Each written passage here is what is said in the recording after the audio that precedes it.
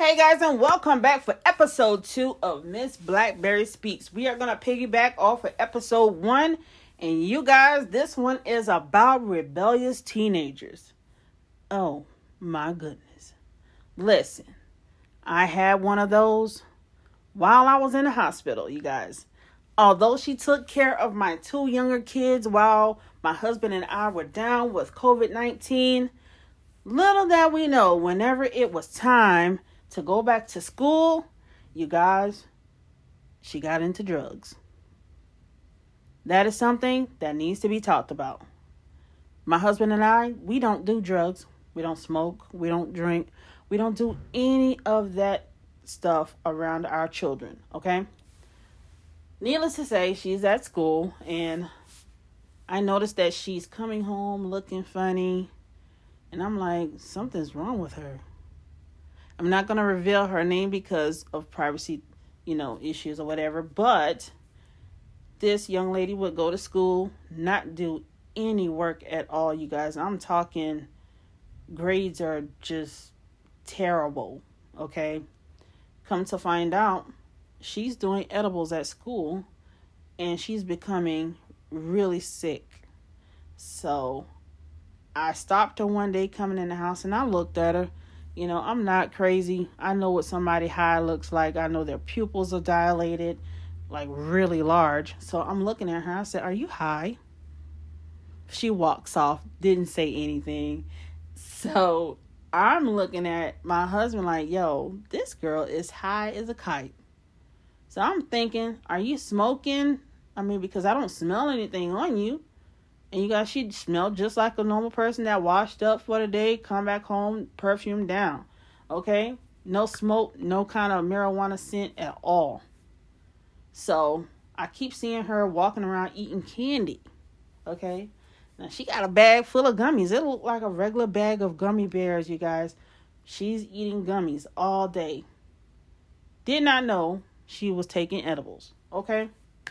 So I looked at her. I was like, look, you don't have to get high or do anything that's just not like yourself. I said, you can be yourself and not do all these weird things. I said, there are people getting poisoned with fentanyl. They're dying from it. I said, whatever you're doing, you need to stop because you don't look like yourself. This girl comes in, the remainder of the week, you guys not saying anything, but clearly high as a kite, okay? I don't know whether she's doing it because she wants to be like other people or she thought it was something cool to do.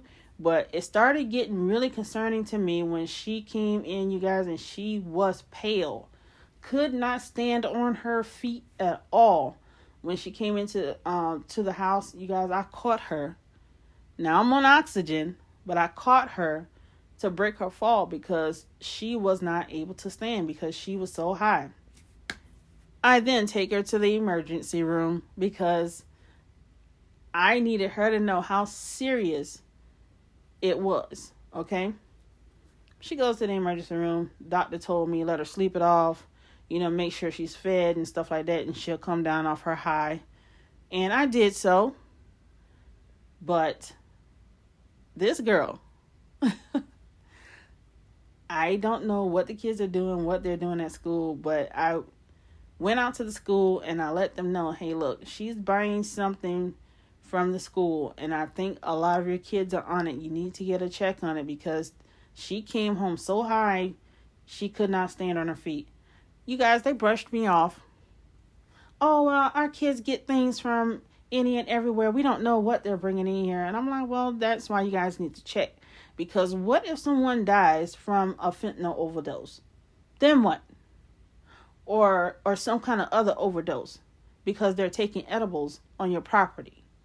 They did absolutely nothing about it. So, you guys, when I tell you it went from her being high to disrespectful, talking back, she even started using profanity towards us.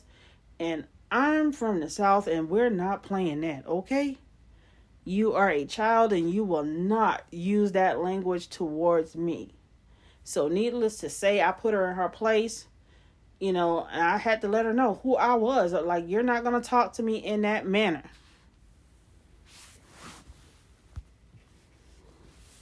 So afterwards, after she got told off and told about herself, you guys, it started turning into stealing. This girl started stealing money. Anything that you would put down, it was stolen. So you guys, let me know if you had that issue with your teenagers. Now, this present day, she does not live here anymore.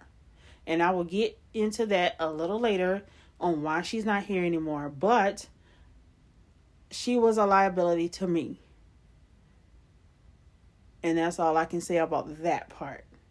So stay tuned to the next episode of Miss Blackberry Speaks to find out why my oldest child is not here anymore and what I had to go through with her.